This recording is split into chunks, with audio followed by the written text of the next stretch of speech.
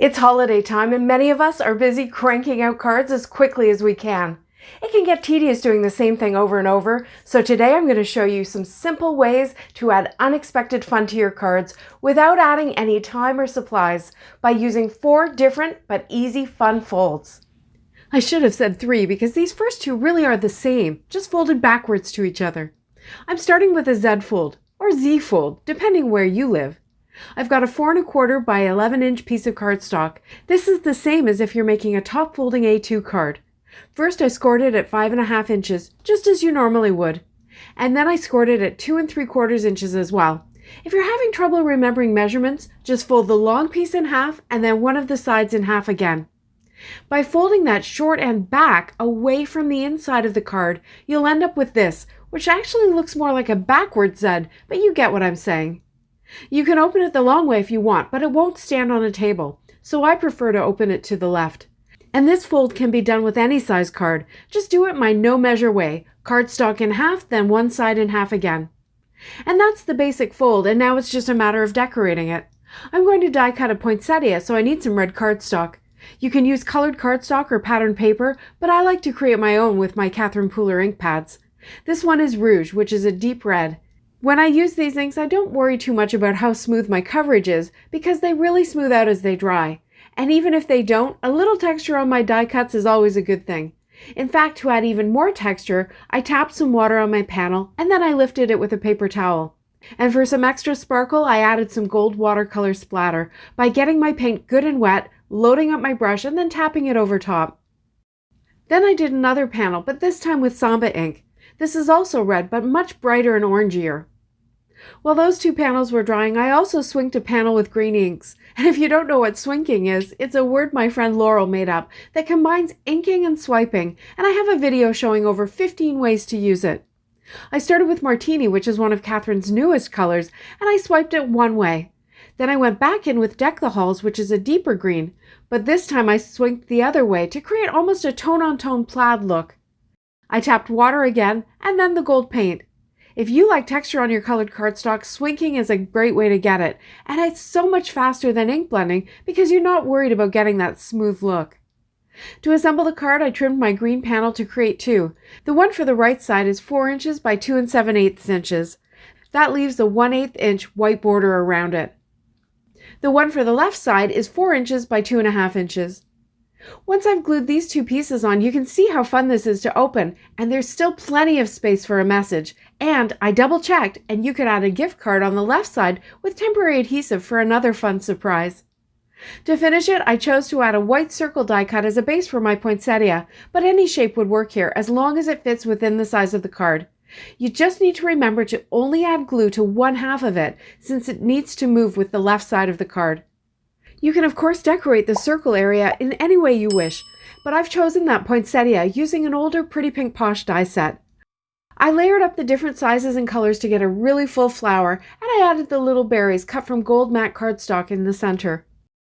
I added a stamped and die cut sentiment to the inside of the card. You could stamp it directly in the center, but I had stamped, embossed, and die cut a bunch of these Waffle Flower Merry Christmas sentiments ahead of time. I love this sentiment with its mixed font and classic feel. Fun fold cards are sure to be standouts when they're opened at any time of year, and when they're no harder to make than a regular card, why wouldn't you give them a try? Gerry's got even more ideas to spice up your cards, and I'll put a link to her video at the end so you can hop over for more inspiration. Next, I'm using the exact same fold, but with one important change. Again, 4 1/4 inch by 11-inch panel. I folded it at 5.5 inches, and I folded it again at 2 3/4. Or fold your cardstock in half and then one half of it in half again, just like last time. This time, I folded that short bit toward the inside of the card. This will give me an easel fold.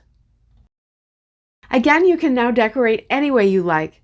I blended some skylight ink onto the background quickly and roughly. Remember, these inks do smooth out as they dry, and this time I'm going to add an extra layer of ink through a stencil for a tone-on-tone look. One thing I would change next time is that I would do the ink blending before I did the fold. I wanted to show you the fold, but by doing it first, I ended up with a bit of a line on the card where the fold is. It's not the end of the world, but that line wouldn't be visible if you blend before you fold.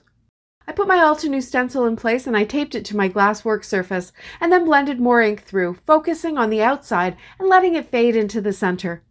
I added some of that gold watercolor splatter for some shine and sparkle, and I set it aside to dry. For my focal image, I die cut the largest of the waffle flower nesting Christmas trees, and I swinked it with green tea ink. Again, you could use colored cardstock, and one thing I would do different here is that I would also do the back of the tree, and you'll see why in a minute. I blended some eucalyptus ink along the edges of the tree to give it some dimension, and because that green tea ink is still quite wet, it blends really easily with no harsh lines. I added some more gold splatter and set that aside to dry. I cut some white cardstock, just freehand curves, to give my tree some snowy ground to stand on, and then I added some foam tape to the back of my tree. This is another one where you only add glue to the bottom half this time. And you can see the not very clean back of my tree, and that's why I would recommend inking the back if you have time. I used my die cut sentiment and some foam tape as my easel stopper mechanism. I folded the front of the card to where I thought it looked good, and I put the sentiment on the inside of the card right there. So now this card can fold flat and fit in an envelope, but you can prop it up so that the tree is standing up and you can see the inside sentiment and a written message. To finish this one, I added a few little snowflakes and a star that I had cut from gold matte cardstock that had been embossed with an embossing folder. The dimension on that star may be my favorite part of this card. For my next card, I'm going to create a gift card pocket. I'm starting again with a 4 1/4 inch by 11 inch piece of cardstock for my card base. This time I scored it at 4 1/4 inches, then turned it and scored it at 2.5 inches. If you have a larger scoreboard, you can score it at 4 1/4 and 8.5 inches. This gives you my favorite card format, a 4 1/4 inch square card, plus a piece that you can fold up to make the pocket. Now you can leave the pocket at 2.5 inches or trim it down. I trimmed mine down to 1.5 inches so that I could see more of the inside of the card and the gift card. Finishing the pocket is as easy as adding 2 strips of strong adhesive tape. You could also staple them for a different look. To finish this one off, I used an alcohol ink panel I made earlier this month at the Eat, Sleep, Crafty retreat, and I used it just like pattern paper.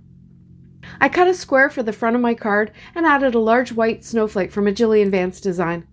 Then I cut a strip that was 4 inches by 1 1/4 inch to put on top of that pocket and bring some of the color to the inside. This card will fit into an A2 envelope, so even though it's square, there's no extra postage required. My final fold is a gatefold. This time I made multiples quickly by keeping the steps to a minimum without sacrificing color or a festive feeling. I started with panels cut to 5.5 by 8.5 inches. I scored them at 2 1/8 on each side. That measurement is actually right on my scoreboard, so that made it really easy. I burnished all the folds so that they'll lie as flat as possible. To decorate these cards, I used some tape to hold my card in place, and I used a Christmas tree stencil from a Colorful Life design. I used some more tape to create a hinge for the stencil so that it would be easy to line up the cards in the same place under the stencil for ink blending. And before I started, I put a piece of scrap paper on the inside of the card. Even though the front flap should meet perfectly, I didn't want any stray ink blending on the inside of the card. This was a genius idea that did not get executed properly because I promptly forgot about that piece of paper. I used 3 Catherine Pooler inks, Sauna, Rouge, and Daydream. I started with the Sauna at the top and bottom of the tree, then added the others, allowing them to overlap and blend and create a full rainbow. Then I finished the rest of the cards without moving that genius piece of printer paper, and I ended up with tiny bits of blending on the insides of my cards. When I write in them, I can decide whether I can live with it or whether I need to add an extra panel in there. But if you remember to move the paper, you won't have this problem. To hold the card shut, there are a number of options. Here's a belly band I made with some iridescent vellum from Fawn and that same Merry Christmas sentiment. I cut it to 1.5 inches by 9 inches, stamped the sentiment in the center, and then wrapped it around the card. I find that this gives me a better result than trying to score the vellum at the precise measurements, just because there are 2 layers of cardstock, which can be thick, and make your belly band too tight. If you fold it around the card, then it can be snug but still able to move. If you don't want to make a belly band, you could wrap twine around it or ribbon, or you could just leave it as is. Just burnish it well so it lies flat. Or you could use the die cut on the front, remembering to glue only half of it so that the card can still open. There's lots of options. Now Gerry's got some really cool ideas for more fun folds, including slimline sizes and using up your scraps. Here's the link. Thanks so much for watching. See you next time.